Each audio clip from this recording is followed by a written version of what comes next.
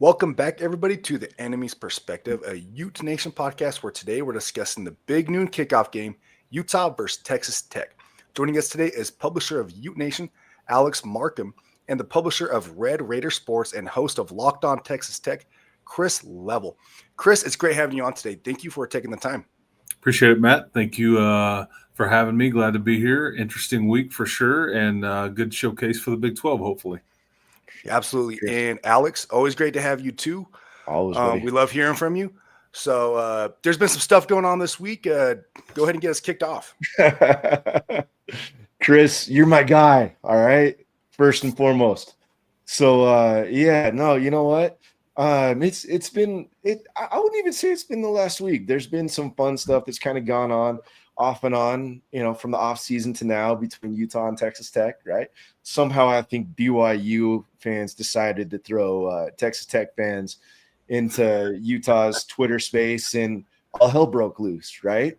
And so good old Chris has been kind enough to carve out some time with us after making some headlines this last week. I wanted to jump on because same time too, I mean, I know I'm not looked at the most fondly by Texas Tech fans, but a lot of them too know that it's all in good fun, and at the same time too, it's fun and it's fun and friendly banner, and sometimes you got to back up the facts too, right, Chris? So yeah, and like what was interesting is because I didn't even know that this had happened. Okay, and I did a show, I don't know, a week and a half ago, and was asked about the state of the league and contenders and all these things. And the guy that I was doing the show with, Drake, tossed up some contenders, everything like that. And we were talking about this game coming up. And I'm like, we don't know anything about either one of these two teams. And I'm still not sure that we really do. And I said that, Texas Tech could go up to Utah and thump Utah. Okay, this is what was clipped. And but if you kept going, I also said Texas Tech could go up to Utah and get thumped. But that part didn't make it into the tweet, so I've drawn the ire of everybody, and I also misspoke, and I do it often, but I do too, man. I do too. Yeah, I put a B on in front of. I was calling it for the first portion of the show. I was calling it Bryce Eccles. That is my fault. It's Rice Eccles, the Res RES. I mean, I just made a mistake, and I corrected it. That's where that's come from. Okay. Yeah, I corrected it halfway through the show. I was up there with our basketball program back in January, and we stayed at a hotel right by, and I drove by it several times. I just botched it. I fumbled. So it happens. But yeah, that's what has kind of caused a lot of and so only people are seeing is the clip out, but that's the fun part. Yeah, I guess so. That's right. Look, like you've rooted for Utah off and on over the years, right? What were you doing in 1998? So my dad and I went to the Final Four night in San Antonio, and I knew it was the mid to late 90s. Been fortunate enough to go to the Final Four several times, and 98 went to the national championship game, and that's when Utah was playing Tubby Smith's Kentucky Wildcats, and I had Ashley Judd sitting like 20 rows in front of me, but I was rooting for Utah. I just like Rick Majerus. He and Coach Knight were really good friends, and obviously Coach Knight would end up being the Texas Tech coach shortly thereafter, and ironically enough, Tubby Smith would ironically be the Texas Tech basketball coach years and years later.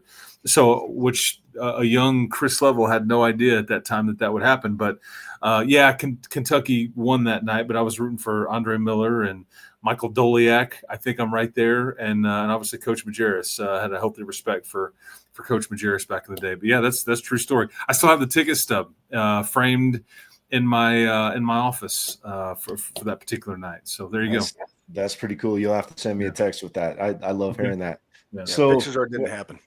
Before Matt kicks into some things, just like I said, wanted to get that out of the way, and then also, give you some time as well as I want to give Texas Tech some compliments too, right? Because what I will flat out say, and these are the key components that I've said when everybody started jumping into my messages on social media. I'm like, wait, where's this coming from? Why are you guys talking like you guys have spent, right? But at the same time, too, it's like there's a lot of teams that have spent. Texas A&M has spent. Miami has spent over the years. USC has spent.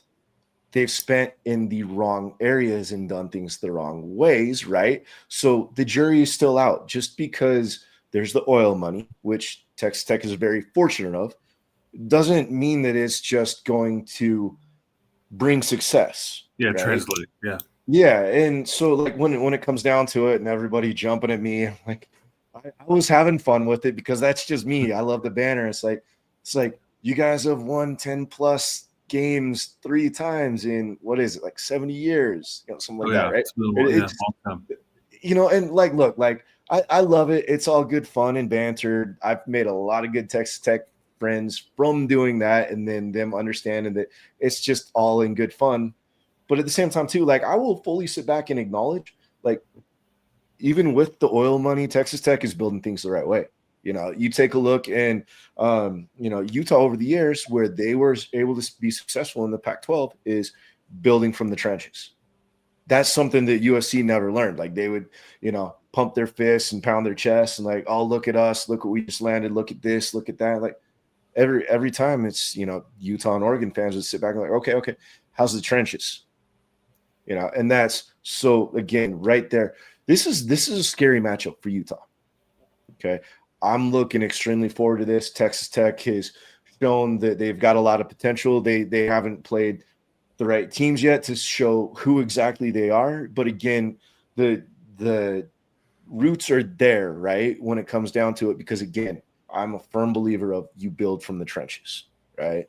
So that's my piece on Texas Tech. I want to hear your piece on Utah because you have been extremely complimentary of Utah when we've been talking.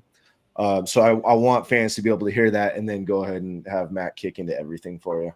Yeah, and Alex, I would say that because I think if I was to say that Utah reminds me of somebody, really it reminds me of Gary Patterson's TCU teams, and that's not lost because Gary and Kyle were pretty close, and those were battles in the Mountain West Conference, and they were that's kind of who was stingy defense. You don't beat yourselves. You're good up front, and that's kind of the recipe here. But that's why the Texas Tech and Utah, I think, have been talked about a lot, and I don't know if they've been picked by the most people to win the league, but I think they've been talked about a lot because of who they have up front or what they acquired up front or who they had returning up front. And that's why I think a lot of people feel like this could be the first of 2 games this year. Yep.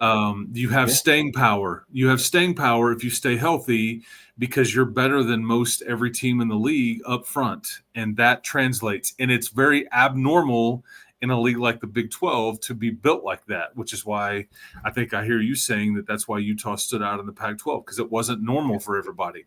It's the same in the Big 12. Everybody is like that in a lot of ways in the SEC and some of the top heavy Big 10 teams, but this is very different in the Big 12 conference, and that's where Texas Tech spent their money. They needed to. I mean, 10 or 11 of their 22, folks that they added in the portal were all offensive linemen or defensive linemen. They just weren't. They weren't good enough last year, and they knew it, and it kept them out of the Big 12 title game by 1 win, and they just weren't. They were very average to below average up front, and they've tried to fix that. So is it good enough? Nobody knows yet. And it's not lost on me, too. Like, we look at this game, Arizona State came to Lubbock last year in the very first conference game for both teams. They lost, and yet they went to Arlington and played in the Big 12 title game. So while this Saturday will give everybody a leg up if you win it. It doesn't end it, and it's also not lost. It's also not lost to me that Utah and Oklahoma State played a top 15 matchup in September last year in Stillwater, and then those two teams just it didn't continue. So Wait, no, Chris, the season ended right there, right? I mean, it did end right there for both, right? Well, But as yeah, far you know as what you I'm saying. fans and Oklahoma State fans are concerned, that was the season finale, right? Yep. Nothing else happened after that. Yeah. So that's the season everybody wants to kind of forget. So, what but season? everybody else in the Big 12 wants to keep reminding you fans of it. So there you go. That's what fans do. They always bring up the bad memories, right? Yeah. So we already kind of talked about it. Neither of these teams have really been tested. They've played lower opponents, but so we don't know what these teams are. But we've seen some ceilings, right? And Texas Tech has so far outscored opponents, 174-35. Coming into conference play now, how are you guys feeling about your chances after that season start? Well, I think you're confident. I think you feel good, but you don't know. What I've tried to say to people that have asked, hey man, is this going to be the year? You will be good around here, but will you be good enough? And that there's a big difference in that. I've seen enough to know that they won't suck. There's just too many big people, talented big people that they've got depth at quarterback, because I know that Utah had an issue with that last year. They had a decade of quarterback health issues around here. And it was just, Mike Leach, when he was the coach here, there was a stretch where the starter played every snap of every game throughout for like 4 or 5 years in a row. And then when you got guys started getting dinged up, you're like, well, this isn't how this is supposed to go. I've seen this movie, but I don't like the ending. And you're even a bit protected there this year. So that's why I say you're better equipped to handle the rigors of the season. I think they feel good about their depth. But you're right, man. What is it, Wyoming? Matt, is that the best team that we've seen amongst of all the matchups, and maybe in Laramie? And I think so, especially crazy that it's not UCLA, but that just shows you how far UCLA is falling. It's definitely not UCLA. UCLA. Yeah, for New Mexico to have a new quarterback and new play caller and all that stuff to go in there and just rout UCLA. Deshaun Foster, he was a running backs coach here under Cliff Kingsbury, so I actually know him. He was just here for the one season, but that's just there's a bad deal, and that's going nowhere fast. So largely untested, but I know this. I know that you're not going to suck this year, but is it good enough to make it to Arlington or not? That's really the only goal here, I think, in Lubbock. Yeah, so you want to get to Arlington. Mm-hmm. It seems like the whole fan base is pretty hyped about the best chance of that, because, correct me if I'm wrong, but Texas Tech has never won an outright conference championship, correct?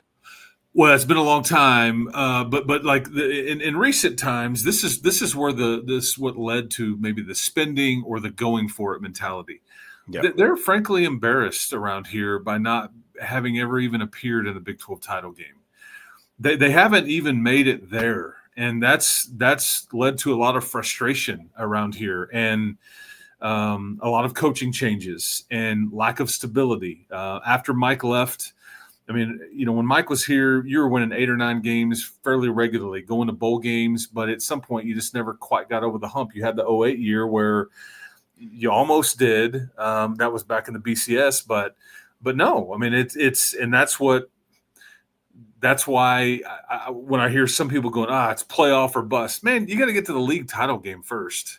I don't buy the whole playoff or bust. I just think that's setting unrealistic expectations. Now, Joey may have those, or Cody Campbell may have those, or Kirby Hocutt may have those, but I'm just trying to keep it real and say, man, you got to get to Arlington first. And then when you get to Arlington, the goal is to win it. But that's really where a lot of this motivation has come from on why this particular team was put together. There was a window where they saw an opportunity.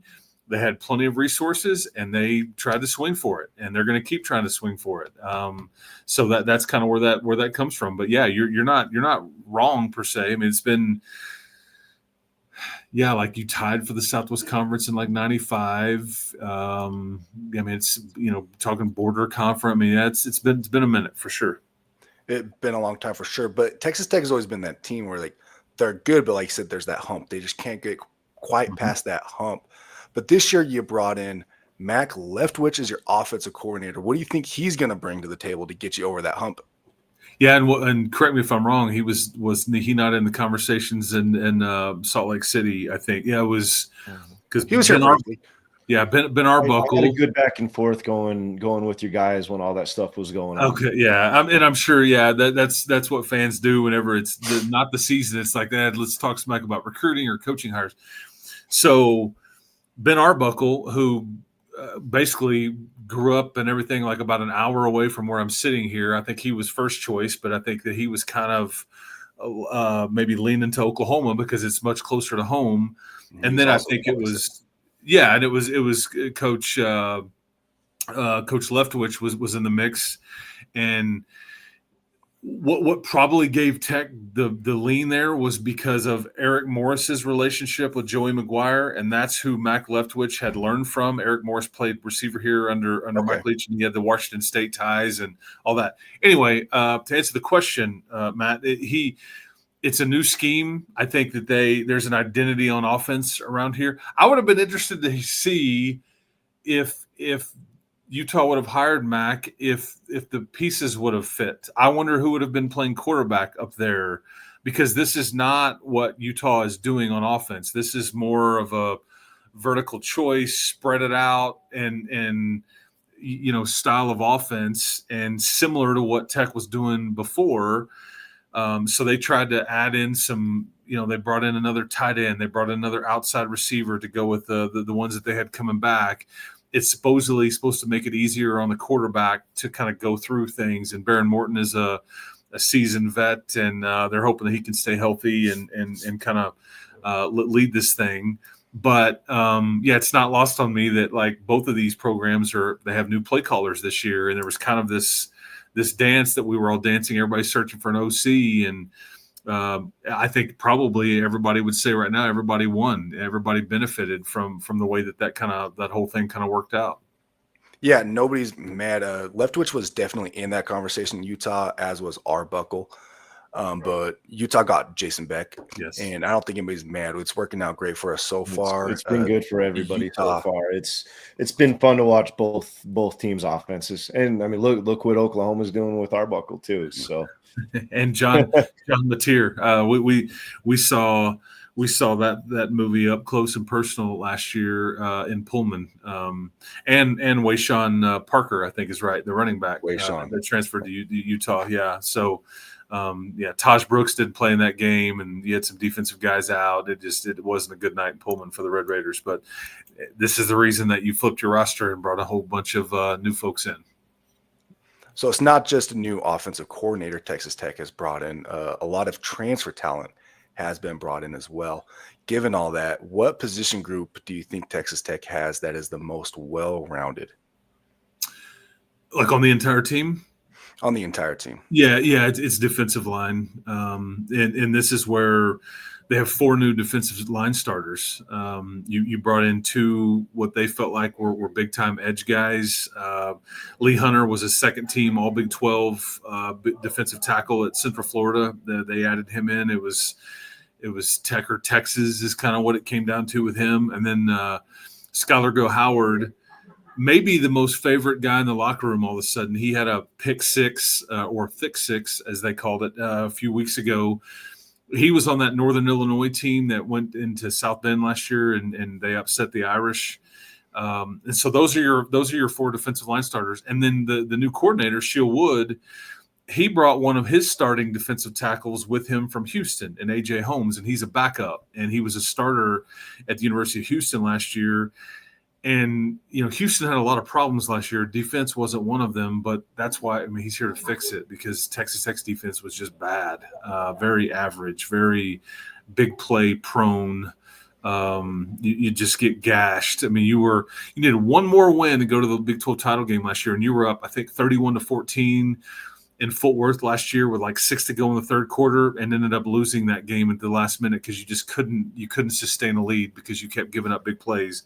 But it's that defensive line, because you have guys like A.J. Holmes, and then who was probably going to start for you this year if there's no such thing as the portal, and you're not allowed to bring in all these guys. You would have just kind of elevated from within, and those guys are all second and third teamers. So they're very fortunate to be very deep on the defensive line, which is unheard of around here because they've always been missing this piece or not been good enough up front. And so that's really where a lot of the resources were spent, if you will. But that's probably the position I would give you. Yes.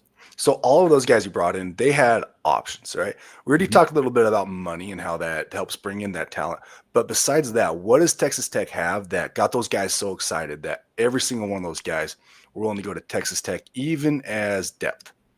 Yeah, Matt, they have a brand new $250 million football only facility that they were very excited about. They tried to preach to those guys, we can pull the best out of you. We know you want to go to the NFL, and so we can pull the best out of you while you're here and make it all about football. And I think because initially they wanted to bring in maybe 8 to 10 guys in the portal, and as they got going, I think they realized there's a lot of production in the portal, and then a little money was starting to go a long way. So they just kept going, like, okay. And I think the donors were like, okay, so if we give you this money, what can we expect? And I think it was better than what they expected on the return.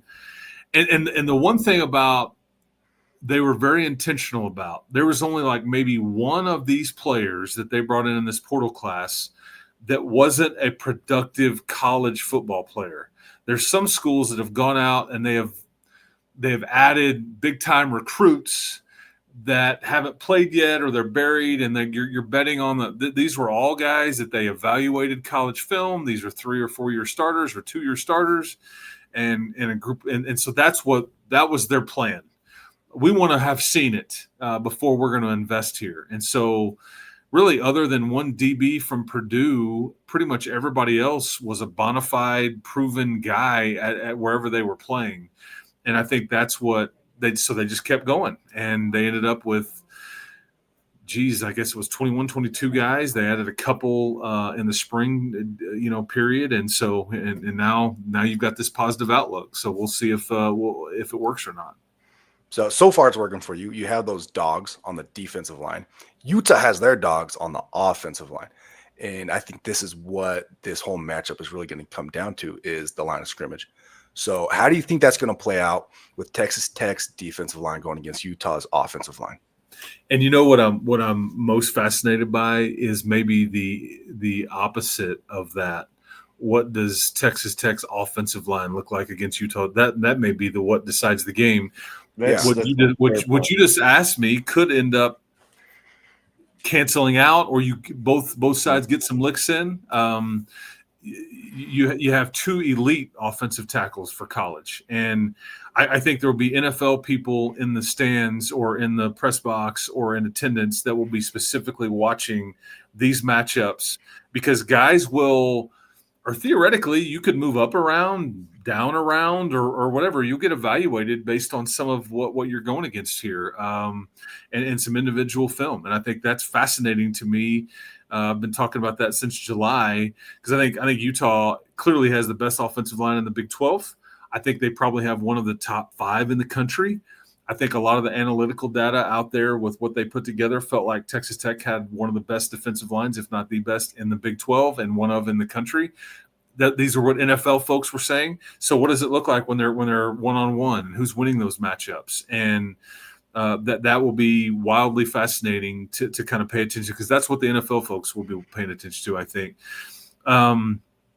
If you can't stop Utah from running the ball, especially on first and second down, and you can't force them in a third and long, you're in trouble.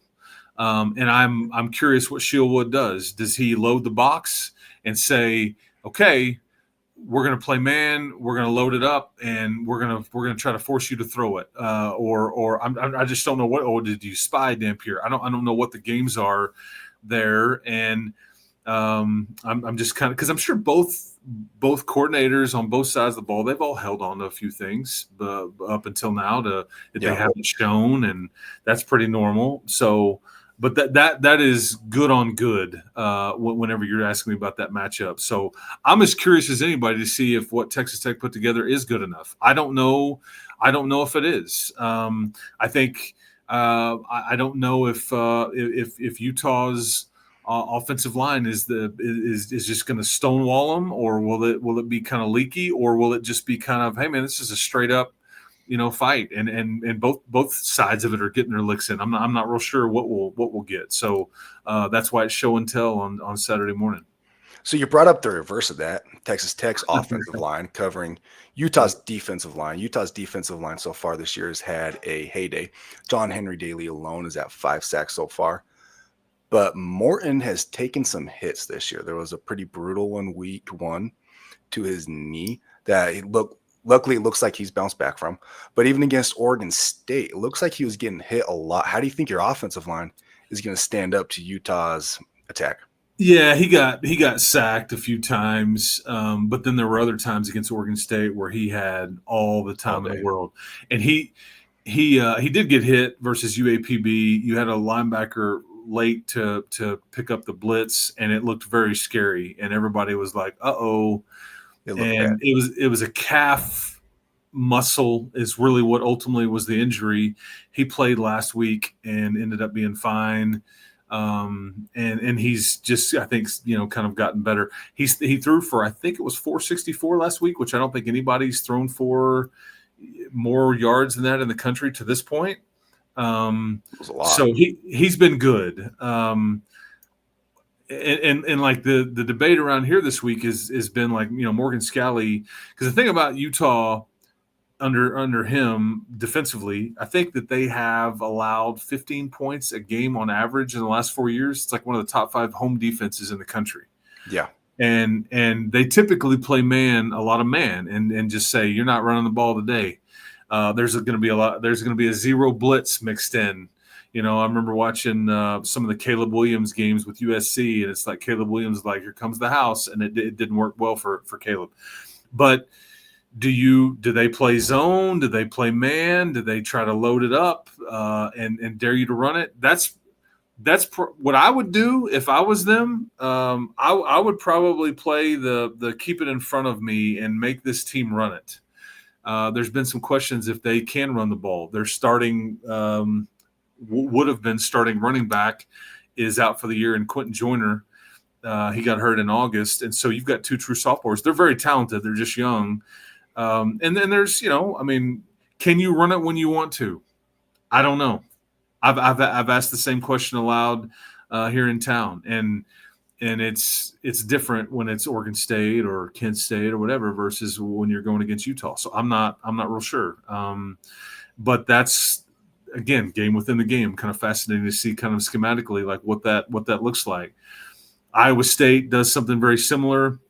They kind of play that double cloud and keep everything in front of you, and it forces you to run it and play everything underneath, and we're going to come up and tackle you and make you drive the field. Or do you say, hey, man, we're good enough on the outside. We're going to play man coverage and dare you to try to beat us in one-on-one situations? I don't know, but that'll be up to Barron and Coach Leftwich to try to figure out what Coach Scalley's doing.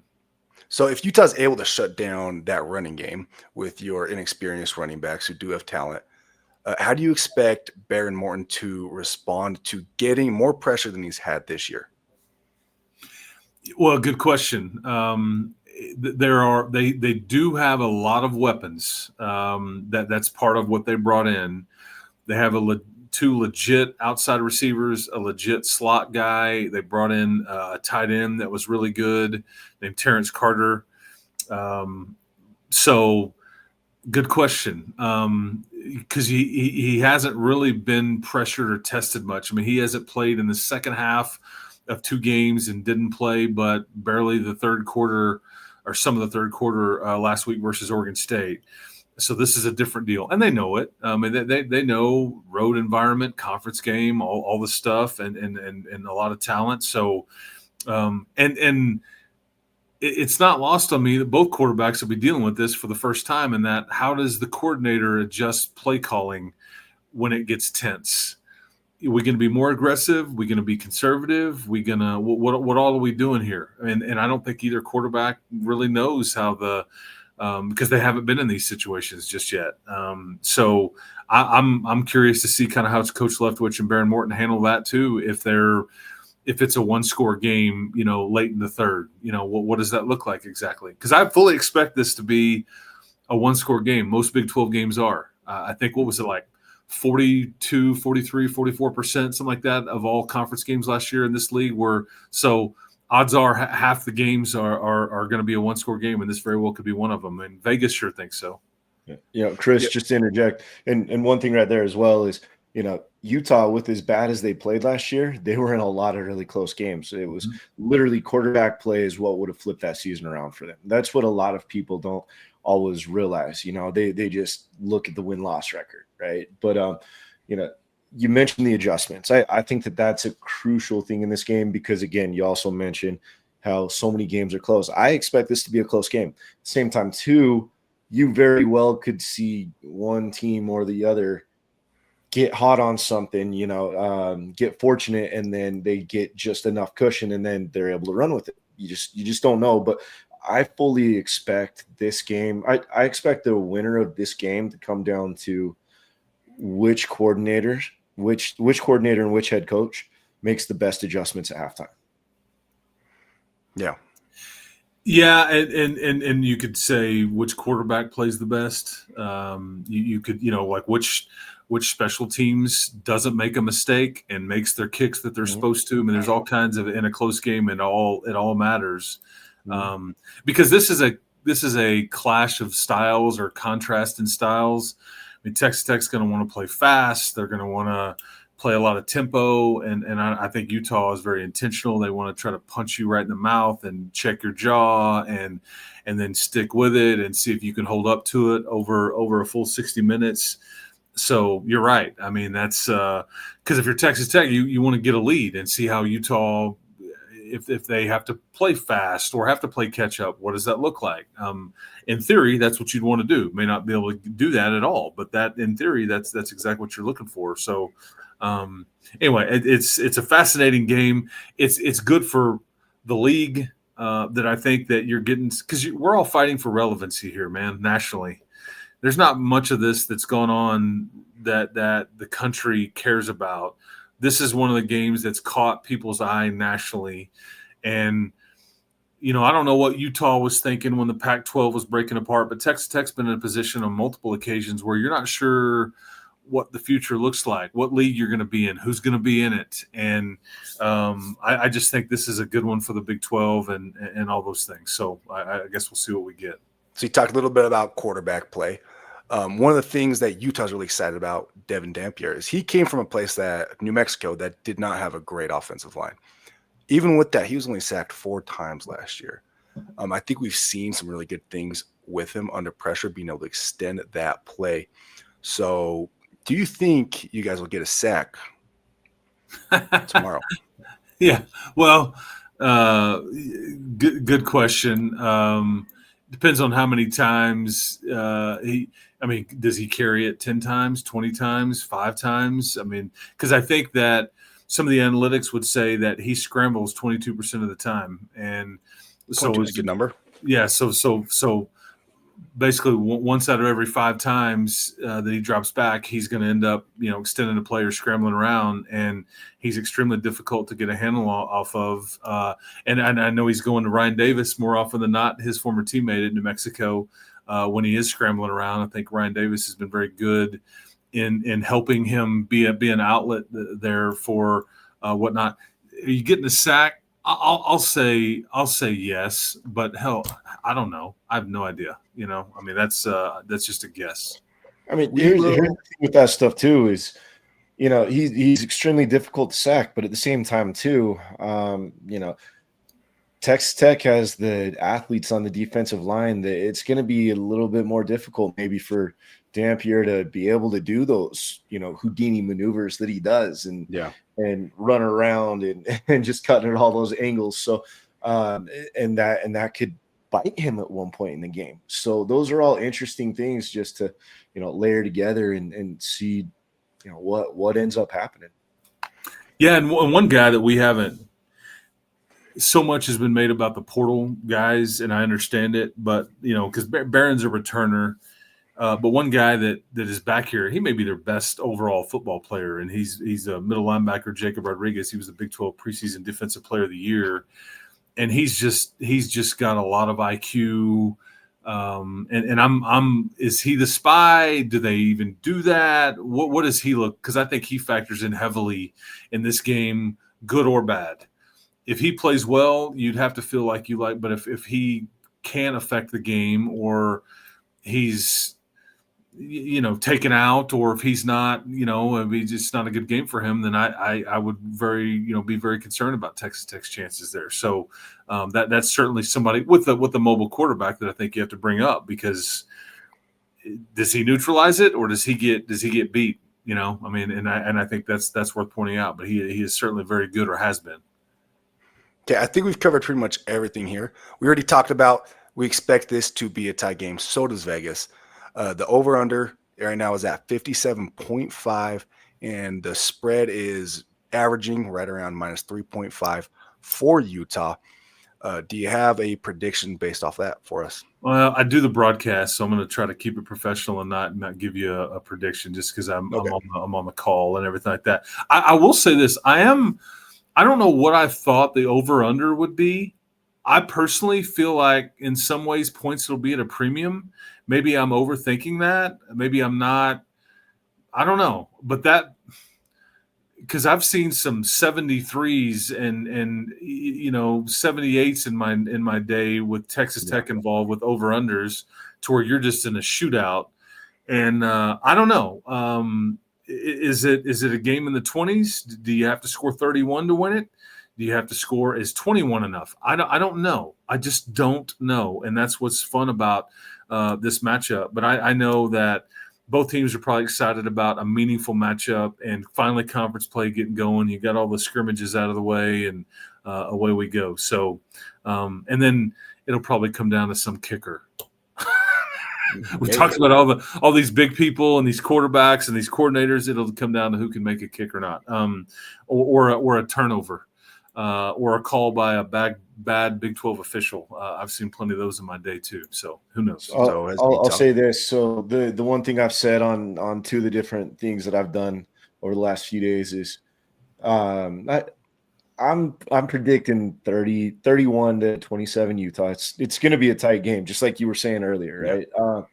Where I think Utah wins it at the very end is they've done a very good job at they can play up tempo. Right. That's the one thing that is misleading about this team is they can go up tempo and then they can slow it. It's a very unique way that Beck is able to toy with things within the offensive system. But Utah has done a great job with, I want to say they've had 3, it might be 2, but 3 drives with 19 to 20 plays, totaling right around at least 8 minutes. I don't have the exact numbers right in front of me, right? But just the way that they're able to extend the drives and eat up the clock. I'm predicting, because of it being at Bryce Eccles, Bryce Eccles, right?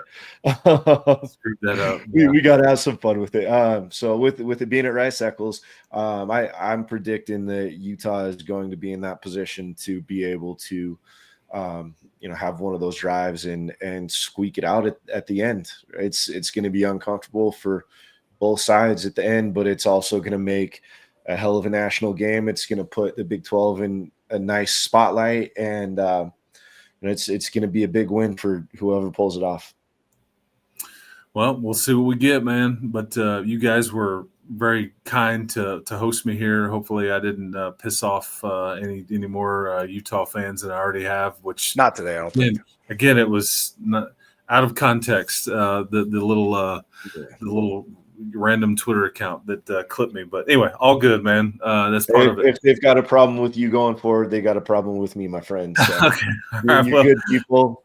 Always appreciate you.